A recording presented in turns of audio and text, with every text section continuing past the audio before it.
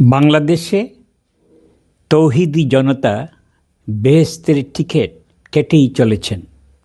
অবশেষে খোকনচন্দ্র দাসও মারা গেলেন। এর আগে দীপুচন্দ্র দাস এবং অমৃত মণ্ডলকেও হত্যা করা হয়েছিল। চট্টগ্রামে 5টি হিন্দু বাড়িতে বাইরের দিকে তালা দিয়ে অগ্নিসংযোগ করা হয়েছিল। ভাগ্যক্রমে তারা বেঁচে গেছেন। নিশ্চয়ই পরম দয়ালু আল্লাহ এই মব সৃষ্টিকারী তৌহিদি জনতাকে বেহেশত নাজেল করবেন, কারণ তারা আল্লাহর শত্রু কাফেরদের হত্যা করছেন। এতে তারা সবাই পুরস্কৃত হবেন।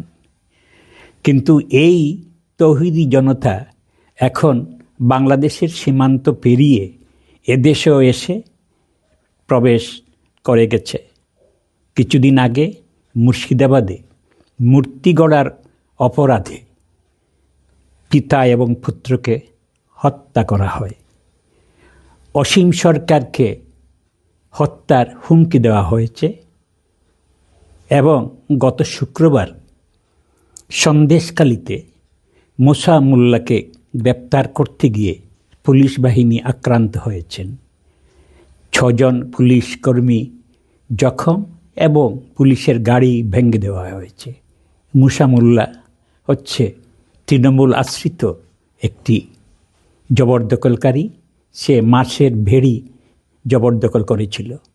2 বছর আগে ঠিক এই সময়ই শাহজাহান শেখ নামে এক দুষ্কৃতীকে ধরতে গিয়ে আক্রান্ত হয়েছিলেন ইডির কর্মীরা। তো যাই হোক, আমাদের ভাবতে হবে যে জিহাদের যে সমস্ত কথাবার্তা এদেশে শুরু হয়েছে তা কিন্তু মোটেই কথার কথা নয়।